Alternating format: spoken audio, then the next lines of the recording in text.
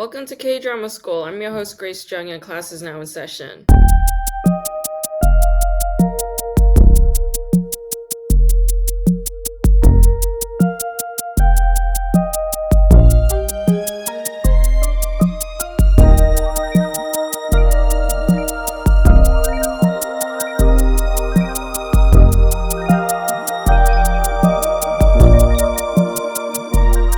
On September 9th, Friday at 9 p.m., I will be in Gowanus in Brooklyn doing a show at Ample Hills Creamery, which is a lovely ice cream shop. So please come through. That should be a lot of fun. I am going to be headlining at the Hollywood Improv on September 11th. That is this Sunday at 7 p.m. at the Lab. So that is the smaller room at the Hollywood Improv, but I will be headlining there. It's a really excellent lineup.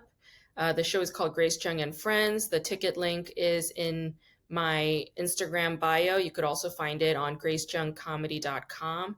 I really, really hope you can make it to this special night. It's my first time headlining at the Improv, and it is a big step for me in my comedy career. So I really hope you can make it, and I really appreciate your kind support. Today I'm going to be talking about the show Startup, which is a 2020 K-drama that came out on TVN. It's currently on Netflix.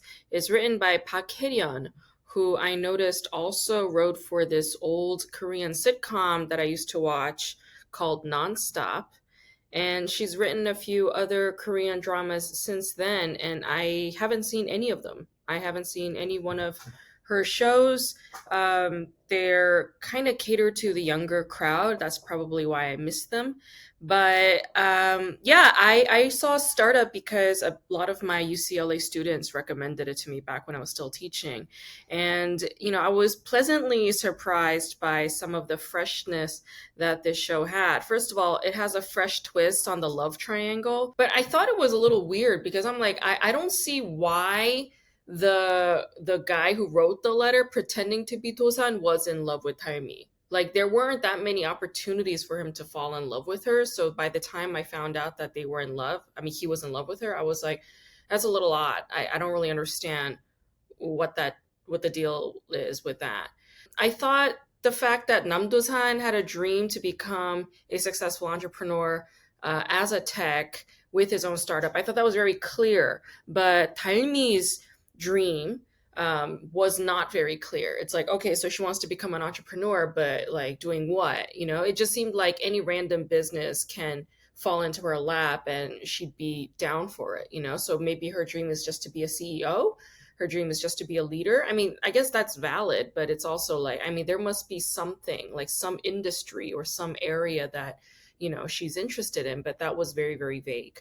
I really appreciated how this show explores some real challenges that young people face, which is primarily imposter syndrome, right? So you have like Taimi who's struggling with all these, these self-doubting moments, even though she's greatly determined to succeed as an entrepreneur. And then you have Tosan, who is struggling to succeed as somebody who is an entrepreneur in the tech startup area, but he lacks experience.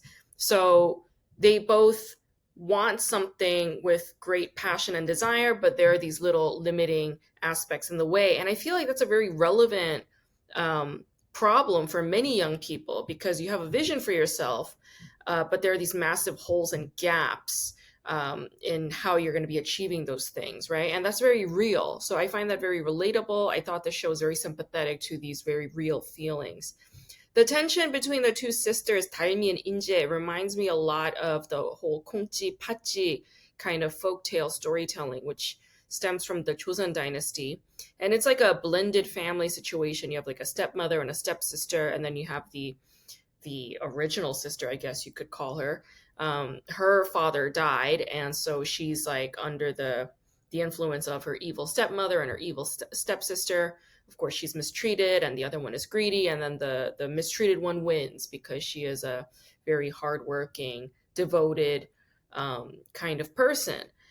So it has these intense Cinderella vibes. But unlike Kongchi and Pachi, you should just look up the original story. The original folktale is like all over the internet. It's a bit tragic in some ways, but it's interesting.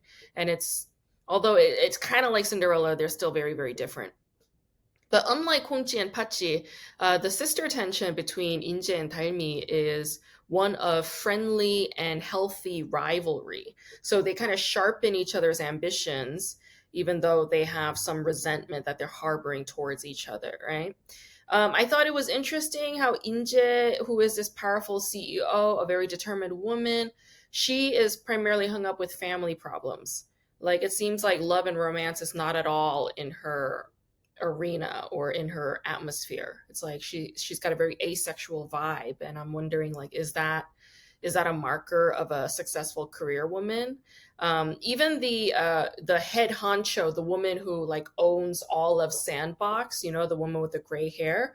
Like I also don't know what her family situation is like. Does she have a partner? Does she have children? It's like it was very very vague, and it seems like when women are in these powerful positions, they just suddenly appear asexual. I thought that was a little weird, but it's a definite pattern. The use of the diaspora Korean actors on this show was also very interesting. And both of the characters have a very stuck up vibe. So you have Stephanie Lee, who plays Haha, the lawyer slash designer on this show, who initially comes off as a huge bitch, right? And then you have Alex, played by Jasper Cho, another very arrogant dude. And it's like, what's the deal, right? Jasper Cho grew up in Canada, whereas Stephanie Lee grew up in Michigan. So they're both Korean, but they grew up in North America, and they're both fluent in both languages, Korean and English.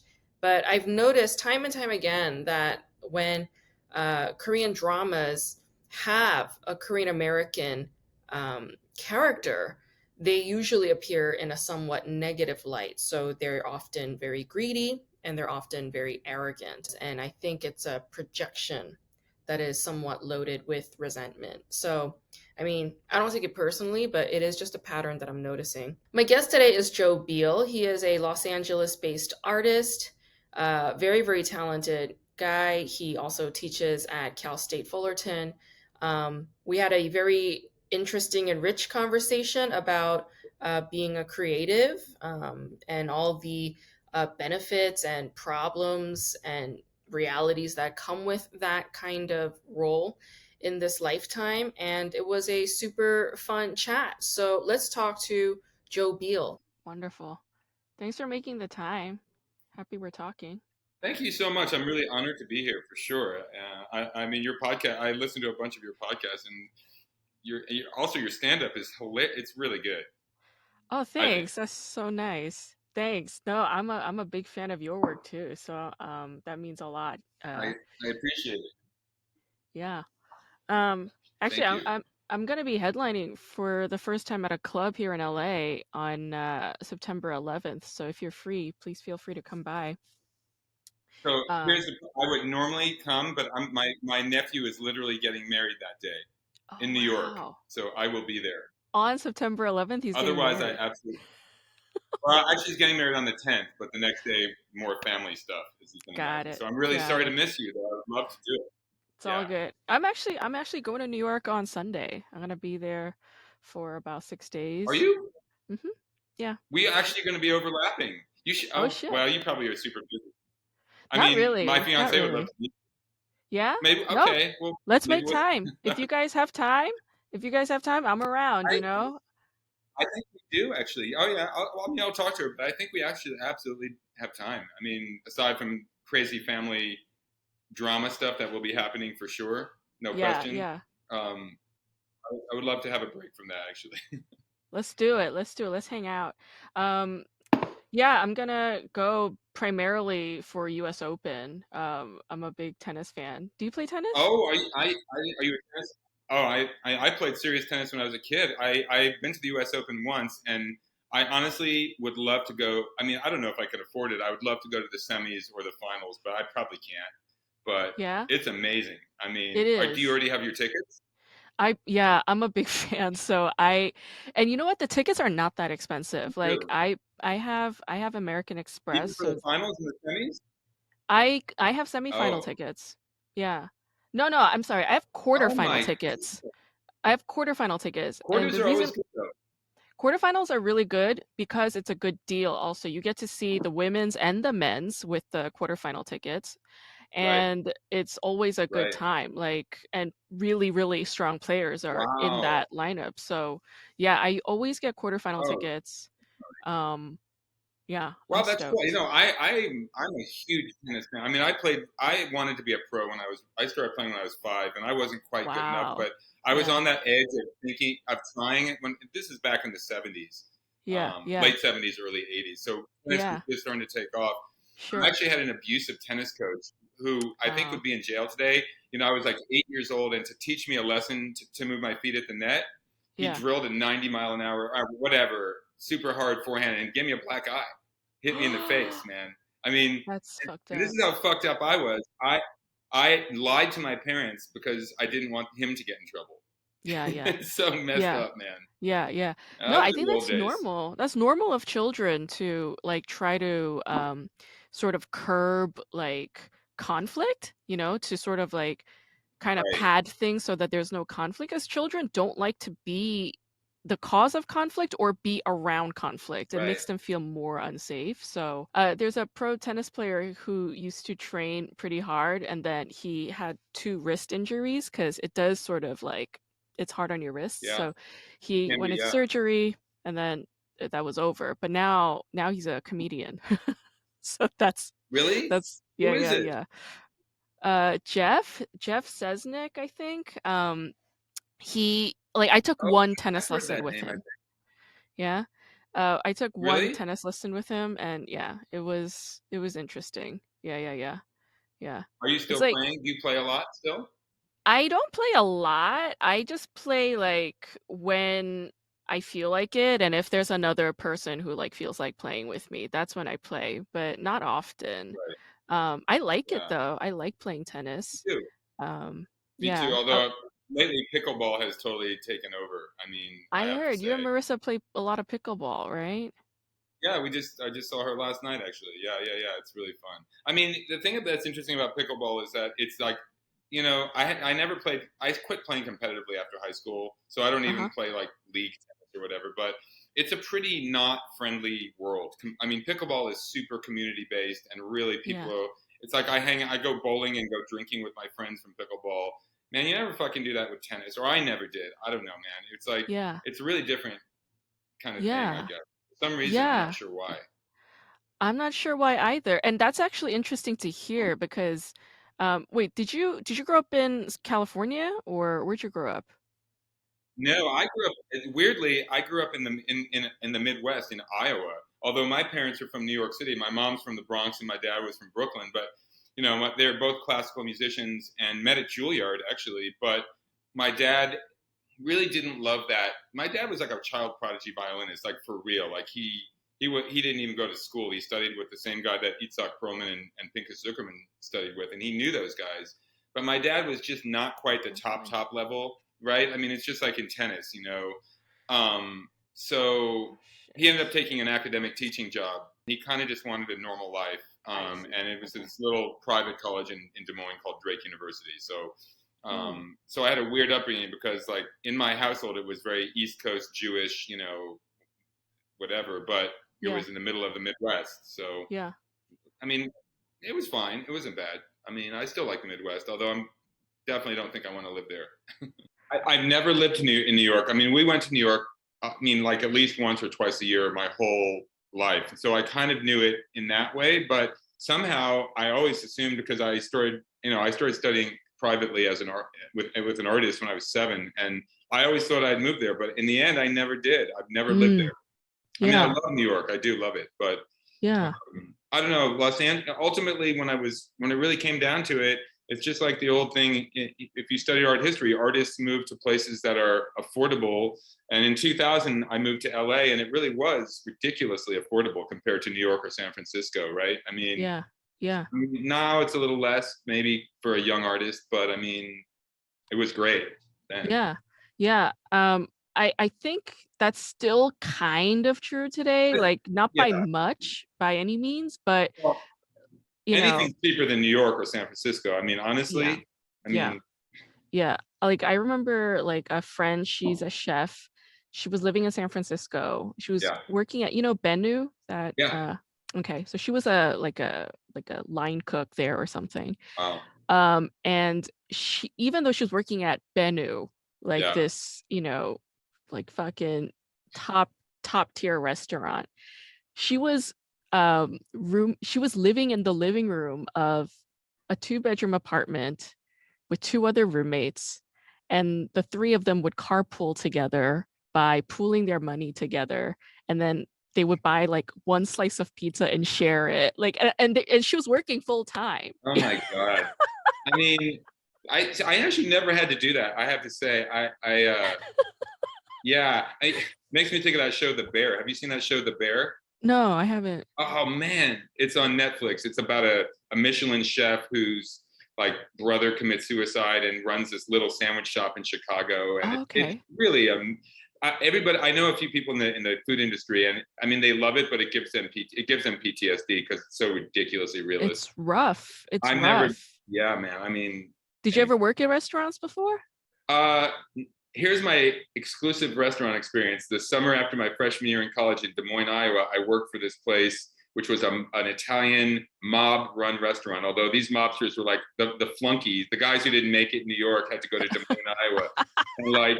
You know, it was literally like Goodfellas light. Like if you made noise bussing, I was only a busboy, but if you Yeah. made noise bussing tables, you supposedly got fired on the spot. So we'd Yeah. fucking like wrap dishes and towels and napkins, trying not to get our asses fired. The last straw was they made us do all this stupid other shit that we shouldn't have had to do. Like I remember we were cleaning the tiles behind the food line. Yeah. Me and this other guy, we were on the ladder, scrubbing the tile, and some water dripped into a power socket, and it literally shot him off his ladder. And I was like, dude, I'm fucking out of here, man. I quit right there on the spot. So yeah, I didn't have to deal with it for too long. You're so wise, because like a lot of people who work in restaurants, like I think this is also kind of like social conditioning, especially in the United States, where they say like, oh, you have to pay your dues, meaning you have to do some slave work when you're starting out in an industry or starting out as a young person. Right. Like unpaid internships is just a given here. Yeah. Like working on set for free, it's a given here. Fuck that, man. I don't, it's really funny we're talking about this, because when I was in recovery from depression and anxiety, I took one semester off from teaching. And like, I pretty much realized that all the bullshit cliches that you get fed in school or whatever, you have to learn the rules before you break them. I'm just like, I actually was an art history major, and I realized a lot of the great artists didn't do that. They just made really cool shit right away. Fuck that other stuff, man. Yeah. No, I totally agree. I totally agree. So you teach art as well. I know that you're an artist. Yeah. You teach at Cal State? I teach at Cal State University in Fullerton, which is near, it's in Orange County. It's really right around the corner from Disneyland. So it's basically Anaheim, Fullerton, and Anaheim are next. Yeah. And I mean, I love my job, actually. Teaching is something that I got into pretty much for practical reasons in grad school, but I really dig it. My dad was an amazingly good teacher, I have to say. And I think both my parents taught, and I watched them teach. Yeah. And I was also incredibly lucky and started studying literally with a private teacher when I was 7 years old as an artist. I mean, it's all I've ever wanted to do. So like visual art. I started studying drawing, and like, it's interesting because the guy was from New York originally. He actually went to high school with my mom at the High School of Music and Art back in the late 40s. Wow. And they never met until they met in Des Moines, Iowa, which is crazy. They lived like a half a mile away from each other. Crazy. Isn't that weird? Synchronicity. Yeah. It was meant to be. Mm-hmm. But he did not treat, he kicked my ass. I remember when I was 7, he was like, he had me drawing objects, and he'd be like, dude, that's not right. Do it the right way. He was practically rapping my knuckles. And it was like an old school apprenticeship, which interestingly exists in many other fields. But for some reason in our culture now, people don't tend to study art that way. I'm not sure why. They do with sports, with music, with dance. My ex-wife Hillary was an amazing ballet dancer. Yeah. And, I mean, but for some reason with art, it's not very common for people to study young. I'm not sure why. No, I also took private art lessons Did from you? from grade Oh, really? school to middle school. So where was that? Was that, are you from Los Angeles originally, or? I'm from New York Oh, originally. okay. All right. Yeah. Yeah. But yeah, like I took private Wow. lessons with like, just like local Korean American artist people. They had these little like after school kind of, they call it a hagwon. It's very like common among like East Asian Americans, Okay. especially, and in Yeah. Korea and in Uh-huh. Japan, and probably You know Taiwan and that. Hong Kong. Yeah. But yeah, I took lessons there and I That's kind of amazing. got the basics down from there. But after that, after middle school, I never took lessons again. So like I kind of have this, like I love to like paint and Yeah. stuff, but I have this massive insecurity when it comes to it because I think like, oh, I'm not technically advanced or I'm not technically equipped to do something, that's very like detail oriented or blah blah blah. It's like I get in my head a lot. By the So way, I yeah. feel exactly the same way about myself. Really? Oh yeah. That's madness. No, Really? it's absolutely, dude. I mean, like when I go to the Metropolitan Museum of Art and I walk through like the early Renaissance, like Yeah. Northern European stuff, I'm just Yeah. like, my shit looks like, Jackson Pollock. I mean, it's really disheartening. Now, here's the deal: Yeah. the Yeah. imposter syndrome. All right, Yeah. Yeah. everybody has it. I always tell this to my students. When one time I was listening to Fresh Air with Terry Gross on NPR. Yeah. He was interviewing the actor Gene Hackman. Like that guy, Yeah. like he's an amazing actor. He's been on Uh-huh. 300 movies. He's Yeah. like your actor's actor, right? Yeah. Yeah. So she starts the interview. He says, I don't remember the exact, but she said something like, "Well, Gene Hackman, it's great to have you.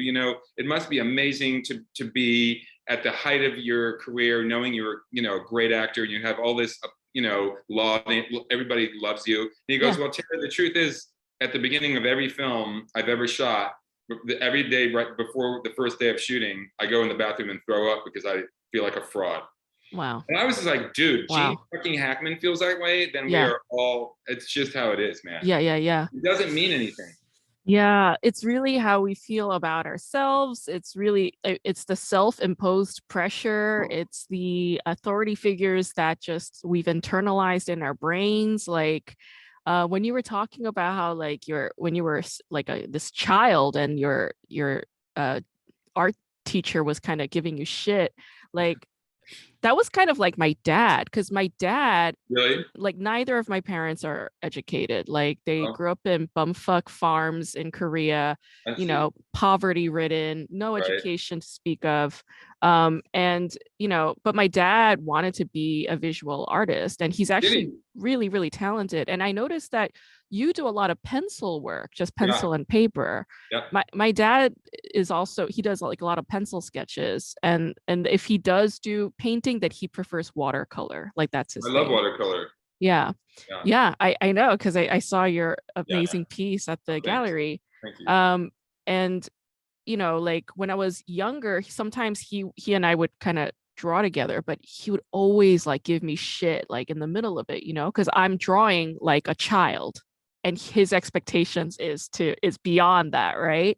I mean, So right. yeah, so there were times when like I would be painting something and it's like a struggle. Like whenever we're working on anything, it is kind of a struggle because we are challenging ourselves by doing the thing, but at the same time we want to Yeah. master it, like we want to Of course. figure it out. Yeah. So when you're in that mode, like I hear his voice in my head, Oh, like yeah. and like I would ask other artists, like, do you ever have that? And they're like, no, I'm usually just like in the zone and in the flow and everything falls away. I'm like, really? Like, Dude, because well, I'm not calling them, I don't want to call them liars, but dude, I definitely have it still. I mean, thank you.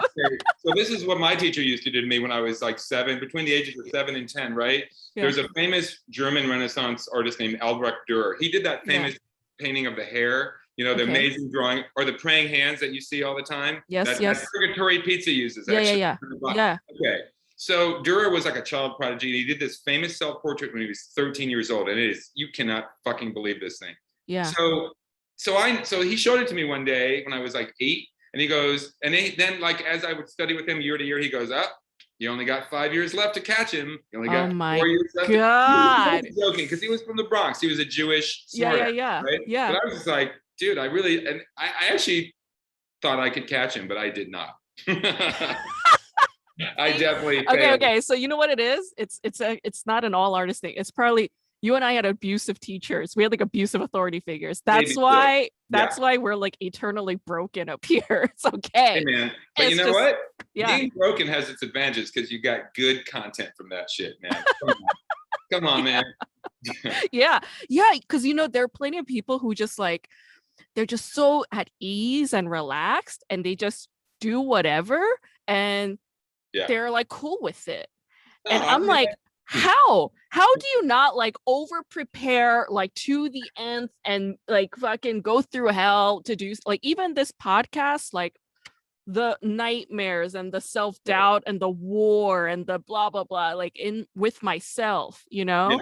I understand it, but I gotta say, you got your pot. You are a natural. I Really? mean, well, now you're not gonna fucking believe me because we have the imposter syndrome. So the more I say, the worse this is gonna be. I'm sorry to say, Yeah. but I'm still gonna. I mean, you definitely feel like you have a natural. You're like a duck in water with a podcast thing. I think, but that's just how Thanks. I feel. Thank you. Because I have a podcast and I am not. Mine is amateur hour. Yeah. I mean, it's okay. I'm an artist. I'm not a broadcaster. Yeah. It's fine. Yeah. But No. I mean, I think that you have a good way of engaging with people and being aware of the media. Mm. It's interesting. It's like if we were playing pickleball or tennis, I would say you have good court awareness. Like you, I'm serious. That not everybody does. You Mm. know, like they don't really like. You have to be able to kind of feel where you are on the court without having to look. It's like Sure. I don't know. It's interesting. Yeah, yeah, yeah. So another, it's like this other sense. It's like an intuitiveness. Yeah, yeah. I Yeah, and understand that's when what you you can mean. do amazing stuff because then your muscle memory takes care of stuff, Mm-hmm. and you can then focus on like what you're really hoping to me, and even as an artist, is that you want to come up with something that you is actually better than you, Mm-hmm. right? And it's like I remember watching actually, I was watching this pickleball tournament last summer, and this guy named Matt Wright hit a what's called and you know what an ATP is, when you hit it around the post in tennis. Like if Okay. somebody hits it way out wide and you run and you hit it so it goes angles past the post, not over the net, and it goes Uh-huh. and it's really hard to do in pickleball. And Yeah. this guy, I mean, this was physically impossible. I'm Yeah. sure this guy just reacted. Like there's no way he thought about it. Yeah, yeah, yeah. But dude, I mean, you could not believe your eyes. And like Yeah. I remember thinking like that's what artists hope they can do in the moment, whatever Mm. your form is. Yeah. And that comes with a lot of self-trust, doesn't it? It Well, just plus just with hundreds of hours of sweating it out, man. You got to put the work in. the practice. Yeah. And I mean, I think that's where even though I'm really interested in contemporary art and all forms of art, I still really believe in the 1,000 hours. Yeah. Whatever. I mean, Yeah. Um, why do you do pencil? Like what is it about pencil that is like, I mean, because I see it in all of your work. I was kind of looking yeah, at your old stuff. I'm like, oh, he does a lot of pencil. Like what dude. draws you to pencil specifically? I mean, I can answer that. It's a little bit of a layered answer if that's okay. Yeah. Well, first of all, I think for me, and this is just full disclosure, I find painting horribly difficult for whatever reason. Although I am now painting. I mean, I'm starting a series of 3 massive pieces, including a sequel to the big TV piece. These are not going to be drawings; they're going to be paintings on panel, so full Wow. color. Wow. But so on the other hand, drawing is like my natural habitat. You know what I mean? Like I was always really good at it. And I mean, I don't know. So I guess the thing is when you have a natural ability, it's like a double-edged sword. On one hand, you don't want to sit back on it and be lame, Yeah. right? You want to challenge yourself. But on the other hand, if you really master it and really feel comfortable in it, you can say a lot of great things because you have a comfort with it. And Yeah. comfort does not have to mean complacency if Yeah. you have an inspired idea. So for me, drawing has always been that way, and Mm. I'm certainly going to continue to make drawings. Mm-hmm. But now this is the other side of the coin. I think one of my problems as a person and therefore as an artist in the past has been that I was afraid of life, and I talked myself into hating painting. Hmm. And I love color, but I hated using color. And I realized during my depression recovery that it had nothing to do with art, even though I would hide behind it. I would always say I just love drawing. The truth is I was afraid of the messiness of painting and the subjectivity of color, which Yeah. makes your life a lot more complicated as an artist. There's no doubt. I'm not Right. saying it's better, but once I faced that unpleasant reality about my personality, I suddenly started making paintings again. Yeah. So Yeah. I'm not sure that my previous answer is actually true anymore. Sure. Yeah. No, I love that. No, our answers, the ones that we gave in the past, they evolve as we change. And it's like, let me ask you this. When you paint, how do you feel now? I love it. I Here's the thing. Can I tell you a quick story about my recovery? Of course, So please. in my one of my huge problems in the past, and I still have to fight it, but I was pathologically nostalgic, meaning like even though my ex-wife and I split up, and there's no question that we're not supposed to be together, I don't want to get back, and neither does she for sure. Yeah. But I would still like if I saw a ticket stub from like 2007 when we saw Forrest Gump. Well, that's not the right year, but you get what I'm talking Yeah. about. Yeah. I would start crying or a practice. I mean, it's ridiculous. I mean, it's like to the point of insanity, right? Yeah. So I literally could not go to grocery stores, particularly Whole Foods, just because we used to go to there together. It's just ridiculous. Yeah. When I'm in Illinois doing my recovery program, and it comes up, and I'm like, I can't go to grocery stores because of this problem. Yeah. And so my therapist gave me this like 5-step thing to do, Hmm. and turns out you can get over trauma if you break it down into tiny bite-sized pieces Mm. until they're manageable. So Hmm. she said, first day you go to this grocery store, you drive around the parking lot, you leave. Oh. Second day, you go, you park, you get out, you go to the door, you can't go in, you leave. Third Mm. day, you go in, you buy one bottle of water, dot, dot, dot. Fifth Mhm. day, you can do whatever you want. And for the first 4 days, I did exactly what she told me to do. I felt like a fucking loser, dude. Yeah. This is pathetic, man. Yeah. But I just did it. Fifth day, I went and I was fine. And I've never had a problem with it again. Wild. And I started doing that for everything. So I guess my point is it's the same thing with art, right? It's like when you have a problem with something, it turns out if I have a big piece, and that big piece, that show took me 5 years, right? Yeah. It was Yeah. ridiculously long. But now with painting, even though it's hard for me, if I just slow it down, and if I'm painting a hand and I can't get it in 5 hours, I'm like, fuck it, it's going to be 10 hours. Let's say Yeah. maybe it's 10 days. And if I just keep backing up until it's manageable, I have no Mhm. problem. I'll Yeah. get it. Yeah. Most, Yeah. And but and yeah. No, it's exactly the opposite of what your teacher said to you. kind of. Yeah. Although one of the things he said that I forgot, he said it's better to do an hour of good work and stop if your concentration snaps than to do Hmm. 5 hours of mediocre, unfocused work. So in a way, Mm. that actually is the same thing from a different angle. Yeah. Because if you do that, then you slow it down. And I am like the OCD, the ADHD painter. Like I literally paint for 10 minutes and then I'm like on my phone. Basically, if you saw me, if there was a video camera on me painting, you Yeah. would think I was a fucking flake, man. I mean, I but I don't care, man. I really don't care. It's We like, all have our own process. absolutely, man. And like most artists don't admit it, but the things you have to do to even start the engine is Oh like, my I God. mean, I love poetry, and I remember hearing an interview with John Ashbery, who I think died I recently. love John Ashbery. Me Yeah. too, man. He's one of my. So anyway, he basically said he gets up at like 10 in the morning or 9, and he literally spends all day not writing, Hmm. fretting about it, like taking the dog out, and then about 5:30, his mate, his David, whatever, Kermani, his Hmm. longtime husband, Hmm. is about to come home from work, and he's like, dude, maybe he's like boiling the rice or whatever. Maybe I should start writing. And he Hmm. just said he would, and then boom, it just like flows. Hmm. So, I mean, did he waste all day? I mean, I'd say no, No. but he No. might say yes because he probably feels guilty. I don't Yeah. know, man. It's That's what fucked it up. takes. I Yeah, totally understand it. yeah. It's like, I think all artists, a lot of writers, uh, have that morning ritual. Like, do you have like a morning ritual, or when you wake up, like, Definitely. what's your ritual? Well, I get up insanely early. Since I feel like somebody who got hit by lightning and like whose personality radically altered, and more in my habits. I used to not be able to get out of bed. I wake up at 4 or 5, even if I have been out drinking all night and I just got home at Wow. 4:30. I Wow. will. There's exceptions, but seriously. So my morning ritual is I get up, I take a bath, I do Mhm. yoga every Mhm. day, man, or else I'm not gonna be able to move. Yeah. And then I make shin ramen with 2 eggs, and I read. I read the BBC Wow. while I'm listening to like really sappy classical music. Or not Nice. even sappy, but whatever, just whatever I feel. Nice. Um, Amazing. yeah, and then I watch tennis highlights if there's a Nice. tennis tournament for sure, Nice. something like that. Nice. What's yours? Uh, well, lately it's I make tea. There's this green tea I really love. It's the Kyokuro one. It's Japanese green tea.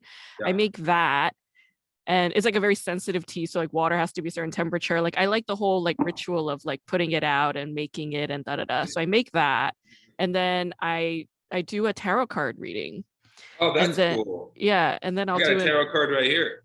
oh shit. Oh, is that the Hanged Man? Yeah, it is. Yep. Nice. Yeah, I That's a love good tarot. one. Yeah, it's my Yeah. favorite. Yeah, that's cool. It's a Every day great you do a card. tarot reading. That's amazing. Yeah, yeah. Just, because I've been learning since last fall, like kind of teaching it myself. Yeah, And, it's just like fun to do and kind of see where I'm yeah. at. I Oh, love I do tarot. I do morning pages as soon as I wake up. That's like a What's must. morning pages? So I write 3 pages of Oh, whatever. oh, that's good. Yeah.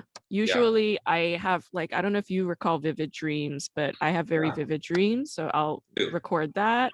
That's great. And then I do my tarot card reading, and then I'll do yoga as well.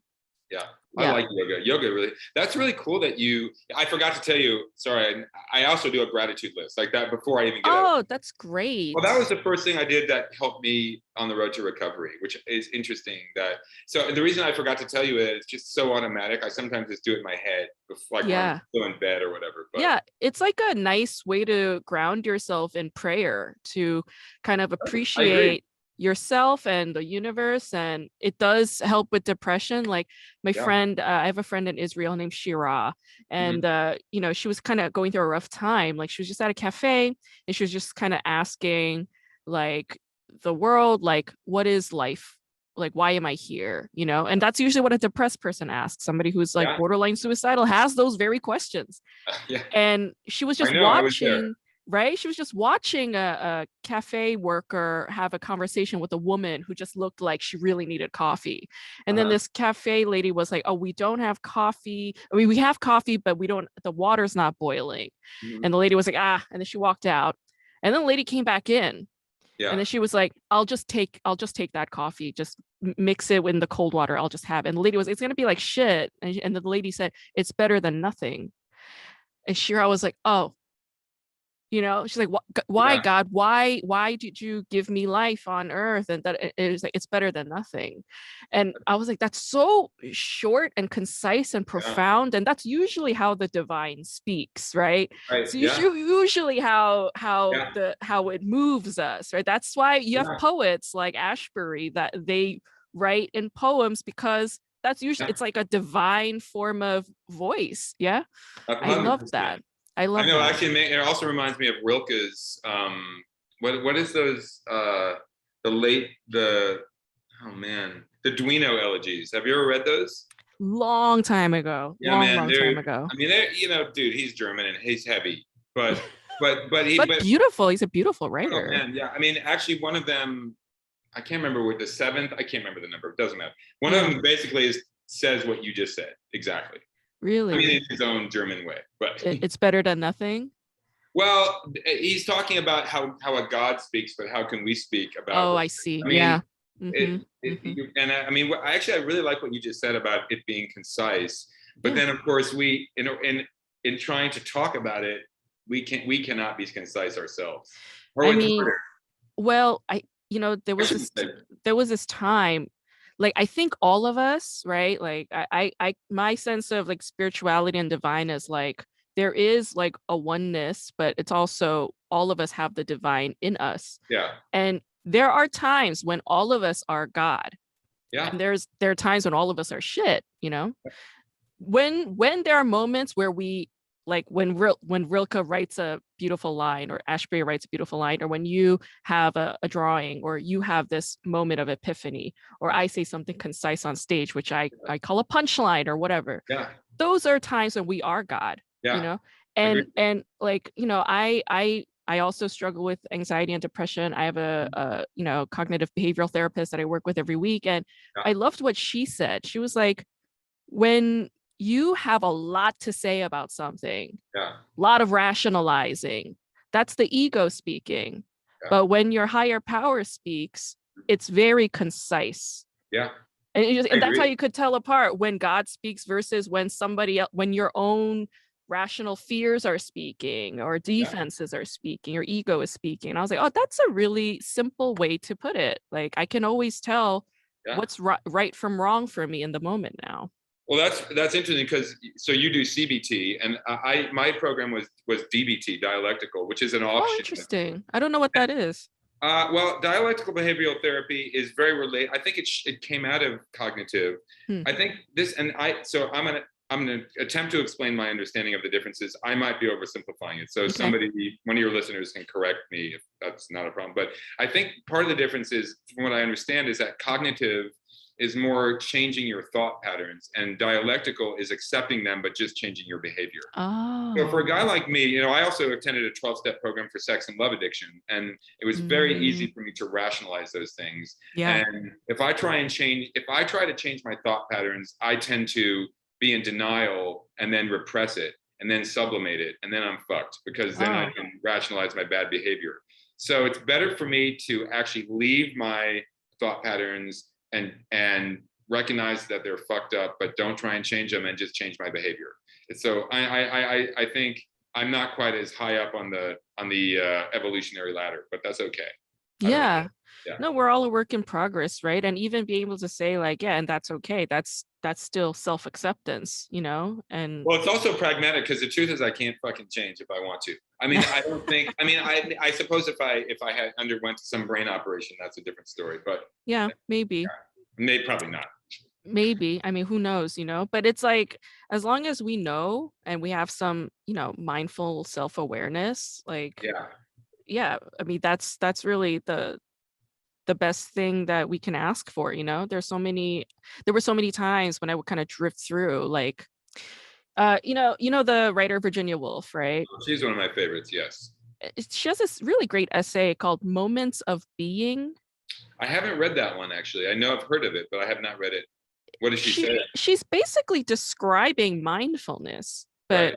I don't think she was, but she is. That's what she's talking about. She was just Yeah. saying in her essay how there's so much time in her day where she's not there, Uh-huh. time Yeah. is just kind of passing Yeah. through, life is just happening Right. to her almost, Yeah.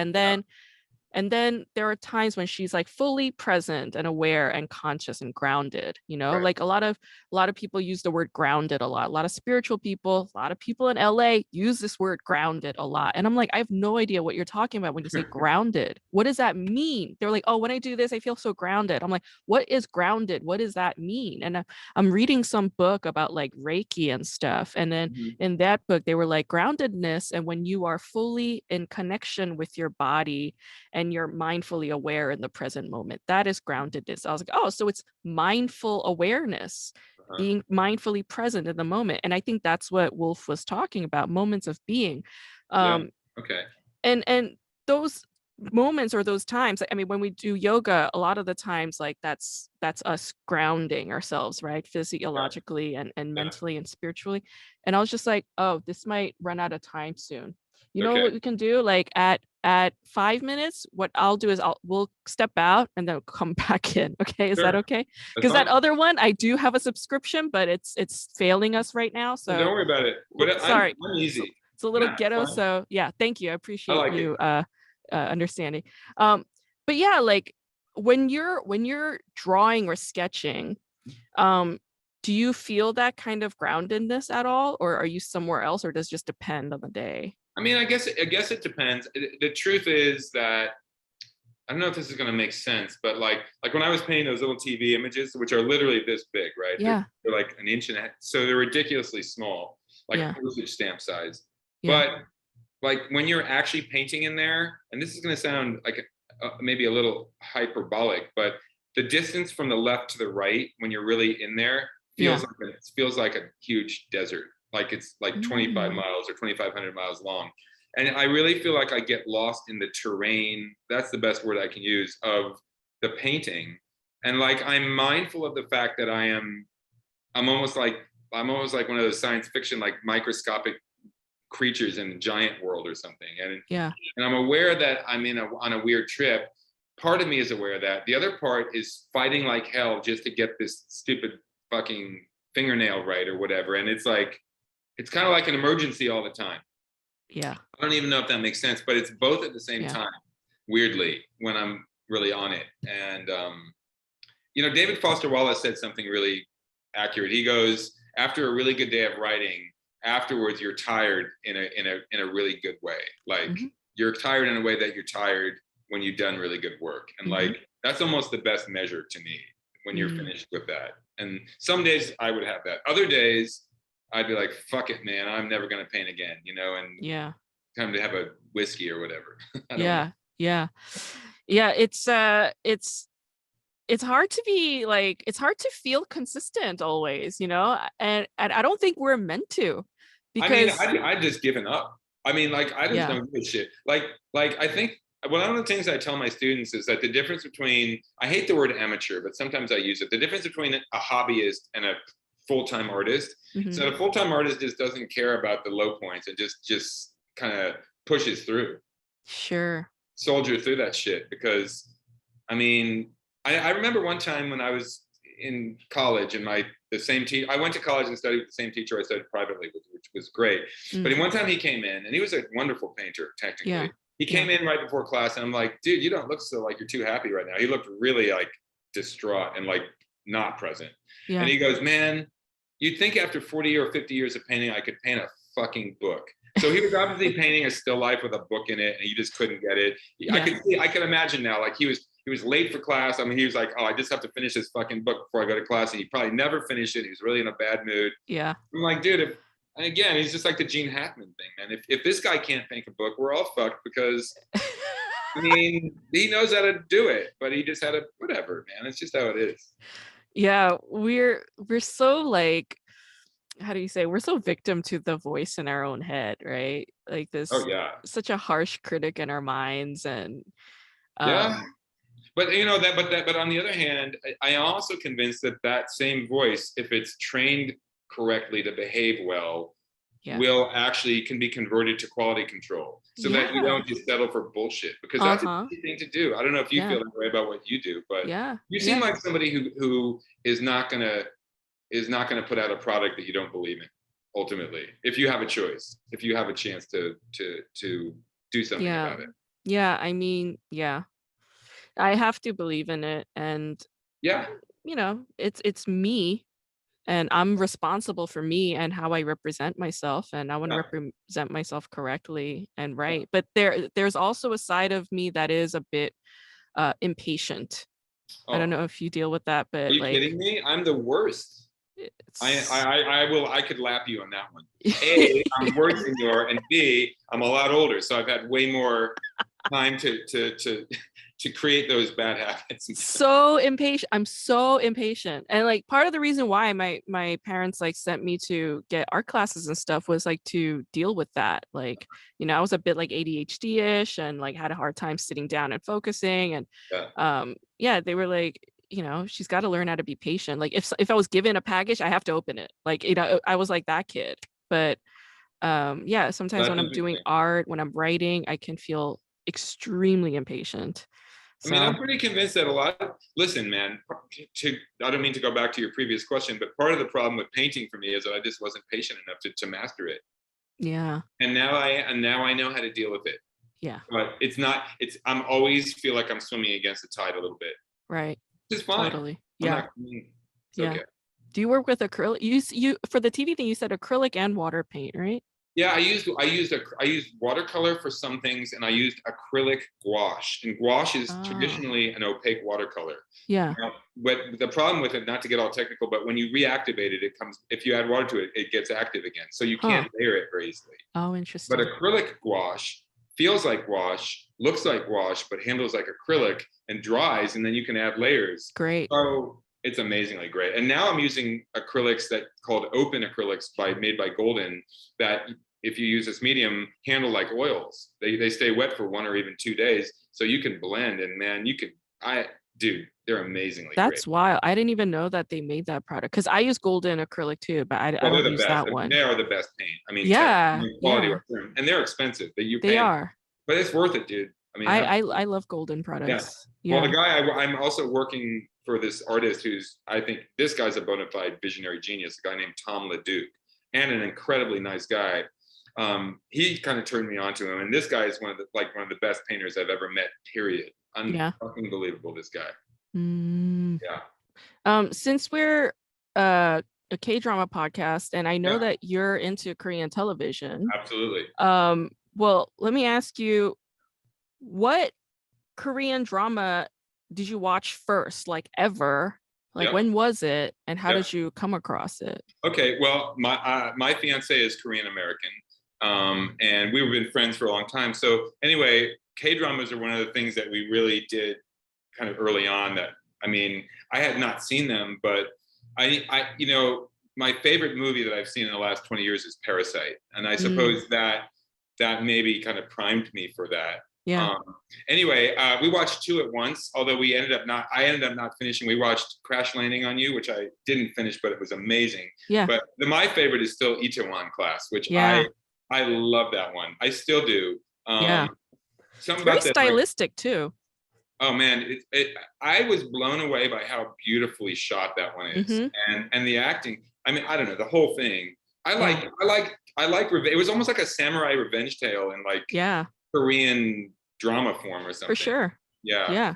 And I love the guy who played Roy. I can't remember his name, but now V from BTS is doing a reality show with him and the kid from Parasite, and they're like Yeah. hanging out. Yeah, I haven't seen it yet, but anyway. Yeah. And the truth is, I've been seen a bunch of pieces of a bunch of them, but I've never finished them. You know, we watched Kingdom, right? The Mm-hmm. zombie one, which I loved. It's a great one. Great one. And I started watching the one you told me about, and I'm kind of just one episode in, but it looks amazing. Yeah. My Liberation Notes. Yeah. The problem is, Grace, I get up at 4 a.m. I mean, dude, I could be watching like the craziest action film at night and I fall asleep. K dramas are an hour and a half, man. And I could never make it through. Yeah. I'm really into it. Yeah. There's also one about a girl fencer. Oh yeah, 2129. 2129. Yeah. I've seen 2129 is really good. That right. one, it's written by somebody who wrote Search WWW, I don't know that and one. it's like in both shows. Like I already covered this in one of my podcast episodes where I talk about 2129, but it's got this like very intense like lesbian subtext Really? in both of those shows. Yeah. Wow. That It's like seems unusual. it's about like female friendships, but the female friendships are way more like dominant than the hetero relationships that these girls have with Oh, their okay. male partners. It's almost Yeah. as if the male partners like don't even matter. It's like Wow, their bond is way more important. So mm. yeah, it's like I read them as like coded queer shows. But Well, I yeah. mean, even Ichiwan had all these interesting. It's almost one of the things I like about him is that it actually reminded me of when I read Moby Dick. I don't know if you ever read Moby Dick, but there are these like chapters just about whaling. Like they're almost like infomercials about like this is what the book's about. And stylistically, you might think this is fucked up and totally breaks the flow, but they're actually really cool. I remember in Ichiwan, there's a character who's kind of she probably is like likes girls, right? And then there's like the tolerance lecture. I mean, and there's a bunch of stuff about like economic fiscal responsibility in each one. I'm just like, this is so weird, but cool. I mean, yeah. yeah. No, it's fascinating what K-dramas like get used for and what each show, like the function of each, and like sometimes there is this like a nationalistic or a socioeconomic purpose-driven kind of text, or like analyzing all of that it can be super interesting. Sure. With Itaewon Class though, that was based on a webtoon, and that kind of contributes it kind of contributes to the tone of like that high stylization in the show. But yeah, it's based on a webtoon. A lot of webtoons end up becoming K-dramas actually. You know, I don't know what a webtoon is, to be honest with you. It's a very Korean concept. It's basically like comic, it's like graphic novels, but it's online. Hence webtoon. Yeah. Okay. And it's like a lot of Koreans read them, like kind of like how Japanese, like, salary men and Manga. women will read manga on the Yeah. train. Like I, Korean people will read webtoons that are online. on like these major platforms like Naver, which is like Korea's Google or whatever. Like they'll go on those sites and or Daum is like the Yahoo of Korea. They'll go on these sites and they'll read these webtoons and then they'll follow it. There's a fandom around it. A lot of webtoon artists have celebrity status in Korea. A lot of Right. those webtoon artists will end up doing variety shows as spokespeople. Yeah. But those webtoons, as many graphic novels tend to be, they are easily adaptable for the screen, right? Sure. So Yeah. webtoons and K-dramas they're a big part of the whole media I'm gonna ecosystem check over them there. out actually. Now that you told me about them, for Yeah, sure. yeah, yeah, I yeah. love graphic novels actually. I mean, Yeah. I there's a part of me that wants to make one, but I'm a terrible. One of my things that I know I'm not good at, and not that I will ever be good at it, is narrative. Mm, Weirdly, I'm terrible. I'm not the mm, guy to write. I'm not a good writer. interesting. No, it's okay. Yeah, But I love reading it. I'm a huge fiction reader. Like I love it, yeah, and poetry. interesting. Yeah, Yeah, no, because you are very well read. I mean, whatever. I mean, uh like visual art, I think that's sort of the tricky thing. Like I'm a writer first, mhm, and for me, like I feel the opposite way, of course. really. Yeah, I've been working on a feature documentary actually with my friend Catherine. She's a children's book illustrator. Okay. She graduated at NYU Tisch. She majored in filmmaking, and her specialization was animation. And like she never really pursued it, even though she and I did collaborate on a short film together, like a Oh, little short animated film together that's years cool. ago. But yeah, like she and I talk about it all the time. She's always like, I wish I was a better writer. I wish I had this narrative skill. And I'm like, I wish I could draw like you and make animations like you. So it's always the grass is always greener, Oh, right? for And sure. And I mean, but now I've realized that's what collaboration is. I mean, I'm really into collaborating now, even though my yeah, practice is very solitary, right? But yeah, I yeah, was actually I was in an artistic collaboration for like 8 or 9 years before I moved to LA with a friend of mine, yeah, Richard. His name is Richard Kraft, and he's a fucking amazing artist on in his yeah, own right. yeah. We're not collaborating at the moment, but we made large mixed media installations, and it was really fun. That sounds super fun. And it has to be fun. Like otherwise it's like, what the fuck? Right? I mean, I tell that to my students, like the word fun takes a bad rap, but I mean, Yeah, for me, like painting TVs is fun. So, I mean, it is relative. I mean, yeah, right? yeah, But, yeah. yeah. No, it's gotta be fun. Like I agree. I mean, this is also like very strict, like kind of parenting thing too. Like a lot of strict parents, make it Yeah. hard for children to indulge in fun, but like everything has to be fun all the time. Like I think that is what the point of this existence is, like just to have fun. And I you know agree with you we, we 100%. right, like we're talking about how it's hard to feel consistent all the time and be consistent all the time, but it's like if it were that way we'd be bored as fuck, and that's why we have these ups and downs and dramas and traumas and shit. Well, um I mean, that's one of the things I love about K dramas and K-pop. I mean, Jeanette, my fiance, and I went to see BTS in LA. yeah, Dude, I yeah, mean, look, you would not have pegged me for a pop music guy, although I really like it now. But yeah, I still say the best show I've ever seen for me yeah, was 2 nights in a row at the Hollywood Bowl, Radiohead, and I mean, they're my favorite. yeah, But I gotta say, man, BTS Thursday night, right before Christmas, right after Thanksgiving, here yeah, at SoFi Stadium is very close second. It was one of man, the best shows. I mean, those guys brought and they're. I mean, I think that Suga and RM and J-Hope are artists. I mean, they really yeah, are true artists. And yeah, RM is like going to be a major art collector. That dude is like collecting. He's already doing it. yeah, dude, A very there's thoughtful guy. I mean, he's got soul. All of them do, actually.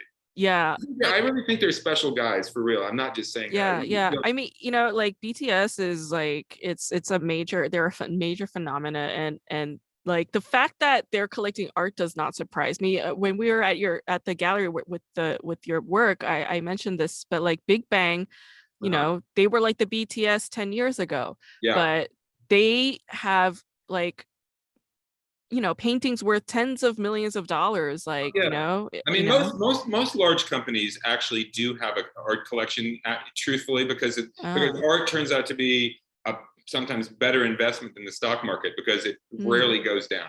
I mean, it can, but it's a pretty damn good investment, actually. Yeah, yeah. these days, you know? That's interesting. Why do you Yeah. think that is? Is it because we're investing in the person or?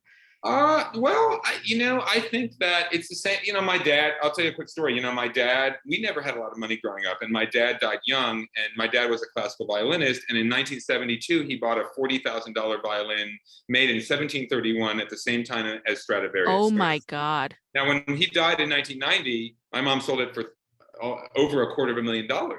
Yeah, of Yeah. course. And Of so she course. invested the money, and now she has a little, she's not super rich, but Yeah. anyway, so beautiful things never go out of style. And I think it's just like in dark times, people like nice things. I mean, I'm Yeah. oversimplifying it, but art is something that the popular imagination thinks can't be done by normal people. Now, I Mm-hmm. don't even agree with that, but Mm-hmm. it has an aura around it. That's the reason fucking NFTs, that is another phenomenon that is truly bizarre, although Yeah, it's yeah, really interesting.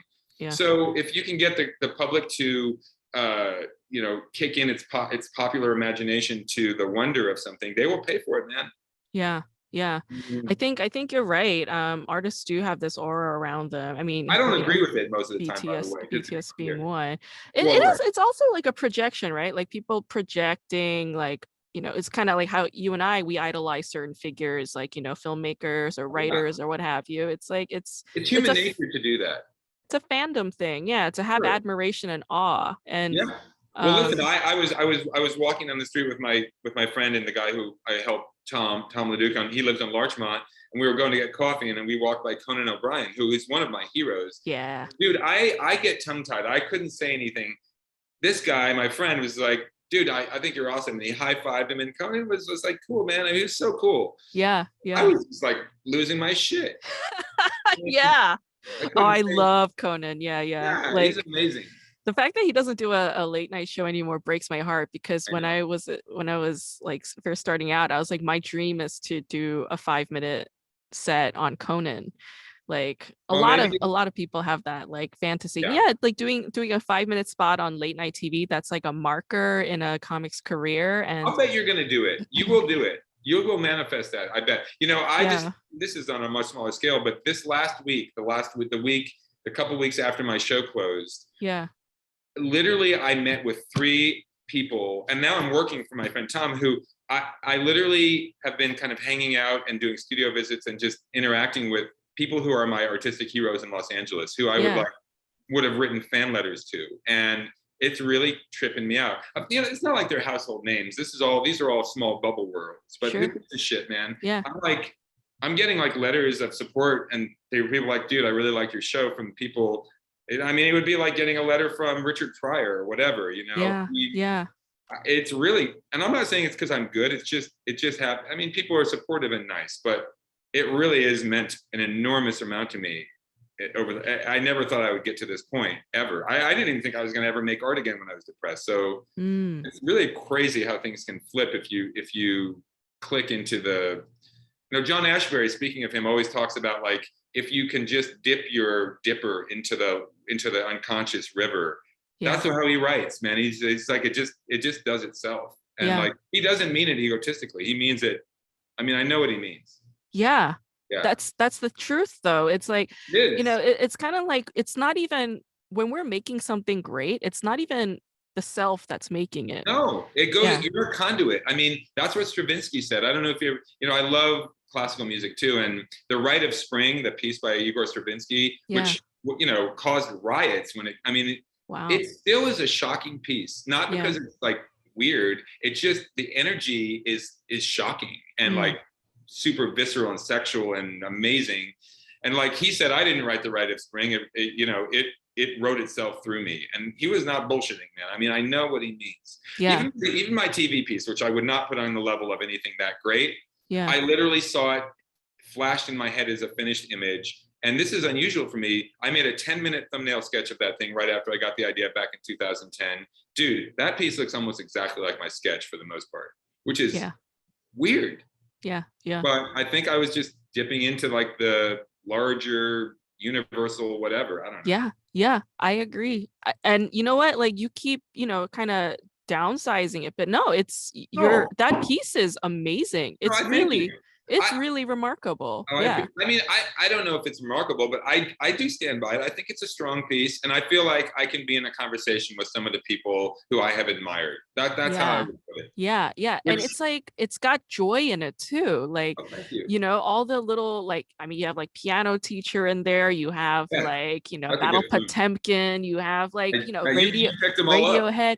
You have so many like references in there that are like great and, you know, people like filmmakers or films you admire or love. Like there's a lot of love and joy in there and Thank you. it's also culturally relevant, you know, like you have It's interesting. I was trying to work on lots of levels, although you know what it doesn't have is any K-pop. But I'm doing another one, and I'm going to have all 7 guys from BTS for sure, separately. It's all yeah. going to be only faces though, and I'm going to have a bunch of, you know, the thing that I think the key is to not try and be too objective. You know, you can Uh-huh. include things from the world and try and be kind of, you know, journalistically magnanimous, Yeah, yeah. but you don't want to be, I don't want to be just like a cold journalist. So dude, there's going to be a lot of each one. I mean, I'm just going to put stuff in from things that I think are important or brought me Yeah. joy or horror or whatever. Yeah, yeah. It's so much more fun living life as an artist because, you know, when I was teaching undergraduates for like film and TV Oh, studies and I didn't know they that. yeah, because I got my doctorate at UCLA and that's where I Ah, was, you know, and I would teach undergraduates and like yeah. they would want to write a paper about a show that they love, but Mhm. problematize it, you know, kind of like, you know, as if they're trying to cater to somebody or pander. And Right. I see. Yeah. it's like that's how we were training students. And Yeah. I don't believe in that at all anymore. No. You know, it's like those papers, we don't need them at all. Like what I would prefer is because sometimes they would ask me that. They're like, when are we gonna get a TV show that just doesn't make these mistakes? And I was like, if you're waiting around for somebody to make something that you want, you're setting yourself up for disappointment. Like if there's something that you want, then you should go out and make that thing. That's right. Um, that's the only answer. And and Yeah. if that is the answer, then yeah, you do have to take all the risks and go and be the thing that you want to be.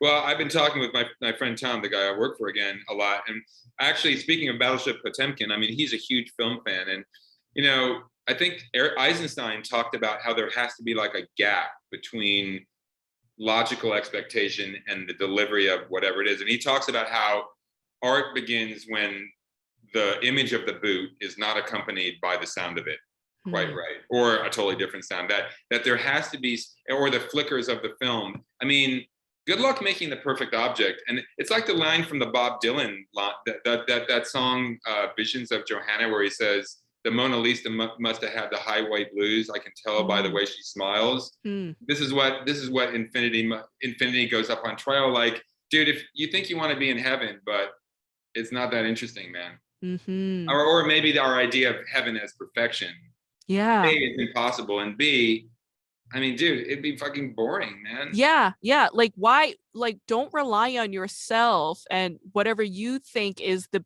best or greatest thing ever because Yeah, it's not gonna be. It's like again it goes back to self-trust or trust in like the higher consciousness. yeah, They have a better idea of yeah. what you think is paradise, you know, Well, time even and the time idea of again. wabi sabi in Japanese ceramics or art, you Hmm. know, I mean, the fatal flaw is what makes things beautiful. I mean, you know, I remember studying a lot of symbolist philosophy and, you know, 19th century. I think Charles Baudelaire said that, and I'm not saying this is a hard rule, but it's kind of a good one. You know, we can only call something beautiful that has an element of horror or disgust in it. Hmm. It has a seed of its own destruction in it in there. Yeah.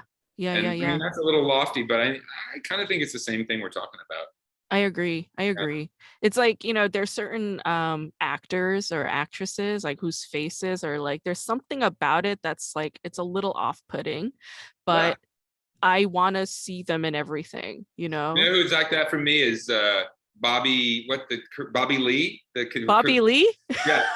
You know, my this friend of mine from Portland had this theory about when we would, you know, be dating girls or we're trying to date girls, and Yeah. he had this idea of the attraction repulsion principle, which is Hmm. you really want to get with the girl who's kind of like attractive, but also you feel a little repulsed by, but then there's something there.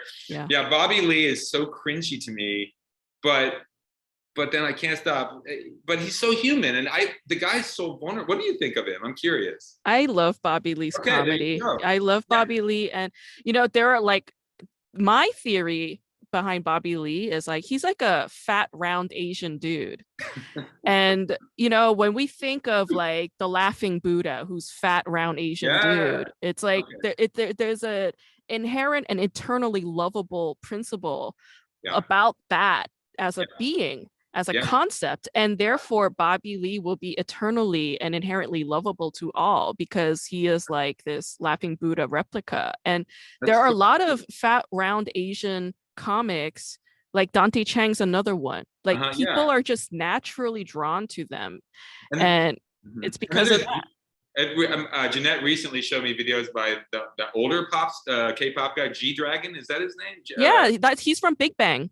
Yeah. Right. I mean, that dude is so fun to. I would love to see him perform. I know his concerts probably cost so much, but Yeah. he is fun to watch. That guy, man. Like he He's doesn't seem to have an ego, but he can strut though, man. It's an interesting combination. like he's been training to be a K-pop star since age 5. I So didn't know that. Okay. he's like not even a person. He's like born, bred, designed to be a celebrity. And I agree. Like there's something about him that's like very androgynous. Yeah. There's He's like, very warm. It's so like yeah. he has. I know what you mean, but He's yeah. like he's like such a celebrity, like such a star. Like Right.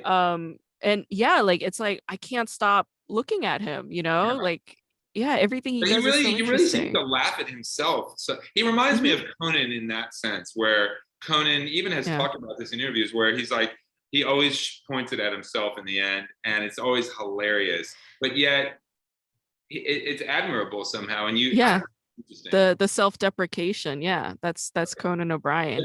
But still, he can still be a star somehow. I mean, it's an Yeah. interesting, yeah, It's like it's a humility, it's like a form of humility, and it is in the case of Conan O'Brien, it's like a genuine self-loathing thing right. that Oh stems yeah, from his Irish yeah. Catholic Yeah, upbringing as I know. well. Well, I Yeah. mean, actually, to me, there's something in Korean culture. I don't know if it's Asian in specific Hmm. completely, but it's also Korean. Like Jeanette and I were watching reality dating shows. There's this one called, is it Singles Inferno? I don't remember Yeah. what it's called. You know it? So I like, I've seen it on Netflix. It oh pops yeah, up. yeah. So Hmm. like the first time we watched it, I was just like, what the, like it's like the Bachelor opposite. It's like Yeah. everybody's nice to each other. They all Yeah. help each other. Yeah. You're like, oh, and all the hosts are like rooting for them, Yeah. and Yeah. it's like, gee, this is so beautiful in a way. Like I'm like, this is Yeah. so not American. It's hilarious, It's man. very polite, isn't it? Yeah.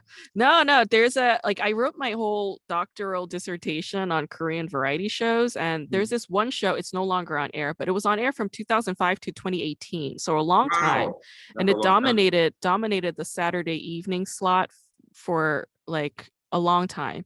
Yeah. But it's called Infinite Challenge, and it's like 6 uh comedians, Mhm. and all they do is like just fucking tear one another down and Okay. fight. And so it depends, like Yeah. the comedians in Korea, they are all about Yeah. bringing, like, destroying themselves, destroying Right. their images, I see. destroying one another. It's very Right. cutthroat, but when it comes to others, Uh-huh.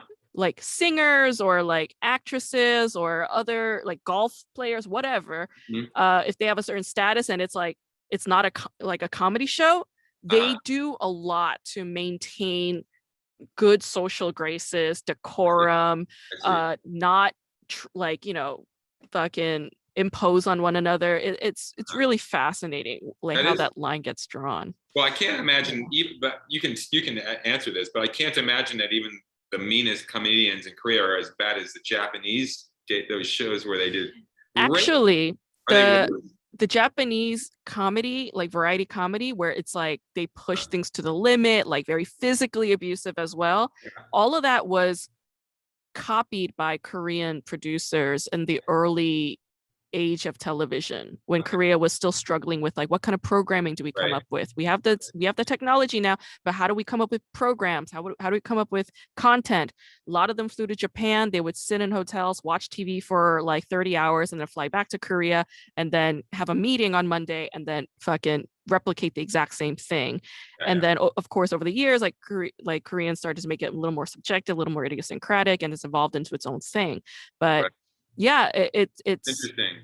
Yeah, it mirrors that. Yeah. It's like very masochistic and sadist. I'm super. I mean, I've never been to Asia. It's really weird. Really? Wait, you've never been to Korea yet? I've never been. And here's the thing: like back in 1985, I took an Asian art history class, and then in '86, I took an Asian history class way in college, and both really changed my entire paradigm of what culture and art is, like for real. Yeah. So, and ironically, I've never been there. And so the first time I'm going to Asia, I'm going to Korea, and I'm also getting married there. I'm getting married. That's right.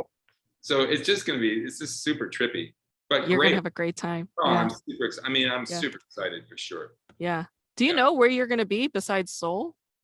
I don't. I mean, I think I have 3.5 weeks, and the wedding date is not even quite set yet. We're still working on that. But yeah, I mean, dude, we're doing a traditional Korean wedding. I'm wearing a hanbok. I mean, it's going to be full on, man. Yeah, that's exciting. That's exciting. I love new experiences now. That's where I'm the opposite of. I used to be super scared of the world, and like change was terrifying. So the old me would have been like hiding under, I would never have gotten out of the airport. But I'm like, let's go, man.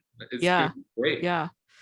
That's amazing. And it's interesting because like I've been having similar conversations with a lot of people lately, but it's usually like the things that you're afraid of tend to be the things that you want the most. And once we admit that to ourselves and then just go for it, that's when we're the most happy. And well, even artistically, I don't know if you feel this way, but like if there's an idea that feels like too much, or like actually it's funny because I'm just over at my table, I'm looking at this sketch that I literally started this huge piece in 2007 or 8, and I abandoned it because I thought it was cheesy and I didn't like it, and I destroyed it. But I was smart enough to take a picture of it, and I'm like, I found the file about 3 weeks ago, and I'm just like, dude, what the fuck is wrong with you? That was actually a good idea. It's going to be a 6 by 9 foot painting I'm starting in about 2 days. That's so great. Yeah, man, it's really interesting if you just get out of your own way. But I say it that way, but that's not that easy to do sometimes. So would you then advise artists not to destroy their work ever? No, I actually wouldn't say that, because as Philip Guston, who's one of my heroes, said, sometimes you have to destroy things because you're not ready to do them yet. Oh. And destruction, it's just like Zen, or destruction is part of life.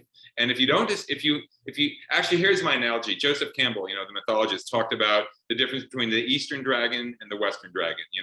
The Chinese dragon is about life and prosperity and embracing the world. Mm-hmm. The Western dragon, is a hoarder and greedy, and it hoards 2 things it can't use: virgins and gold. Can't do anything with either of them. What the fuck, man? But and so the myth is basically like St. George kills the dragon. You're slaying the greedy, hoarder who's afraid of life, And I was the Western dragon for basically 54 years. Wow. Yeah. Wow. No longer, man. Not doing that shit. Well, congratulations on becoming this Eastern dragon, man. Well, I'm not sure I've become that yet, but at least I know I'm trying to. You're on your way. I appreciate that. Yeah, that's great. Thanks. Well, I'm excited for everything that you're looking forward and ahead to, and congratulations on the wedding that's coming up. And if you and your fiance have time, like, let's hang out in New York. Absolutely. No, we're gonna hit you up, and I don't know if I should do this publicly, but I definitely would love to have you on my podcast, though it's gonna be amateur hour compared to you, but I would love to. You'll definitely give it some street cred. Yeah, I would love to. I would love to. After New York. It's a pleasure. It's a pleasure talking to you. So yeah, 100%. I really appreciate it, and hopefully we can drink some soju in New York down. Yeah, sounds good, down man. East Village or something. Sounds good, man.